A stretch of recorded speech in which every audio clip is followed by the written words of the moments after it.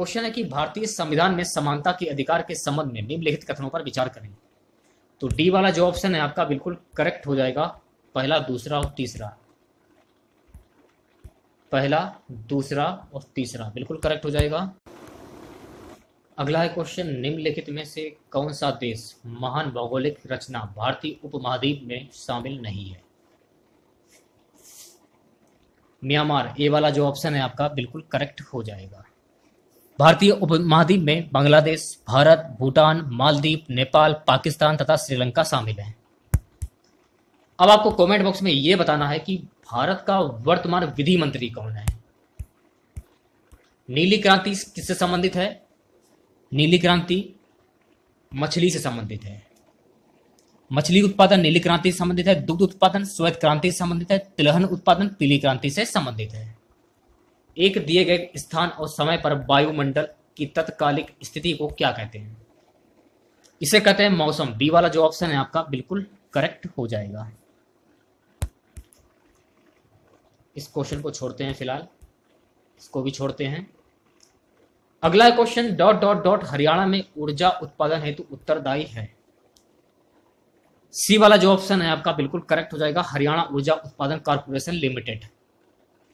हरियाणा ऊर्जा उत्पादन corporation limited की स्थापना 17 मार्च 1997 को की गई थी। यह हरियाणा में ऊर्जा उत्पादन के लिए उत्तरदायी है। अगला क्वेश्चन देखिए, डॉट डॉट डॉट हरियाणा के एक स्वतंत्रता सेनानी थे जो बाद में राज्य के मुख्यमंत्री बने। देवीलाल, ए वाला जो ऑप्शन है आपका बिल्कुल करेक्ट हो जाएगा। चौधरी देवीलाल हरियाणा के स्वतंत्रता सेनानी थे तथा वर्ष 1977 से 1989 तक हरियाणा के 5वें मुख्यमंत्री थे। वर्ष 1989 से 1991 तक वे हरियाणा के उप मुख्यमंत्री थे। शाहीवाल डॉट डॉट डॉट की एक किस्म है।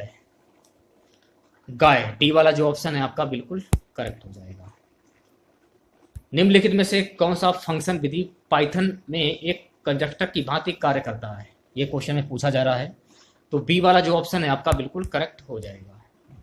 अगला क्वेश्चन, निम्नलिखित में से कौन सा उन 5 गांवों में से एक है जो युधिष्ठिर दुर्योधन से मांगना चाहते थे? सोनीपत, डी वाला जो ऑप्शन है आपका बिल्कुल करेक्ट हो जाएगा। पांडवों ने दुर्योधन से पानीपत, सोनीपत और बागपत और दिल्ली तथा तिलपत नामक 5 गांव मांगे थे। सभी त्रिभुज समबाहु त्रिभुज का खंडन है। सी वाला जो ऑप्शन है आपका बिल्कुल करेक्ट हो जाएगा। एक त्रिभुज ऐसा है जो समबाहु त्रिभुज नहीं है। अगला क्वेश्चन, एक वर्ग में एक ऑब्जेक्ट बनाना यह क्या कहलाता है? बी वाला जो ऑप्शन है आपका बिल्कुल करेक्ट हो जाएगा। मोहम्मद गजनी ने थानेसर पर आक्रमण कब किया था? कौन से सन में किया था? 1014 ईस्वी में। मोहम्मद गजनी ने वर्ष 1014 में थानेसर पर तथा वर्ष 1025 में सोमनाथ पर आक्रमण किया था। अगला क्वेश्चन देखिए, इस पंचकुला के लेखक ने 2017 का प्रतिष्ठित केंद्र साहित्य अकादमी पुरस्कार जीता है। रमेश कुंतल में, बी वाला जो ऑप्शन है आपका बिल्कुल करेक्ट हो जाएगा। अगला क्वेश्चन देखिए, इस महिला ने यूपीएससी में द्वितीय स्थान प्राप्त किया था जिसे बेटी बचाओ बेटी पढ़ाओ अभियान का ब्रांड एम्बेसडर नामित किया गया था। ए वाला जो ऑप्शन है आपका अन्नू कुमारी। यूपीएससी के प्रतिष्ठित आईएएस परीक्षा में वर्ष 2017 में श्रीमती अन्नू कुमारी ने द्वितीय स्थान प्राप्त किया। इन्हें बेटी बचाओ बेटी पढ़ाओ अभियान का ब्रांड एम्बेसडर भी बनाया गया। नेक्स्ट क्वेश्चन की बात करते हैं। भारतीय स्वतंत्रता अधिनियम 1947 के पारित होते ही भारत तुरंत बन गया। सी वाला जो ऑप्शन है आपका डोमिनियन राज्य बिल्कुल करेक्ट हो जाएगा। वर्ष 1947 के भारतीय स्वतंत्रता अधिनियम के अंतर्गत भारत को डोमिनियन स्टेटस उपनिवेशिक दर्जा प्रदान किया गया था।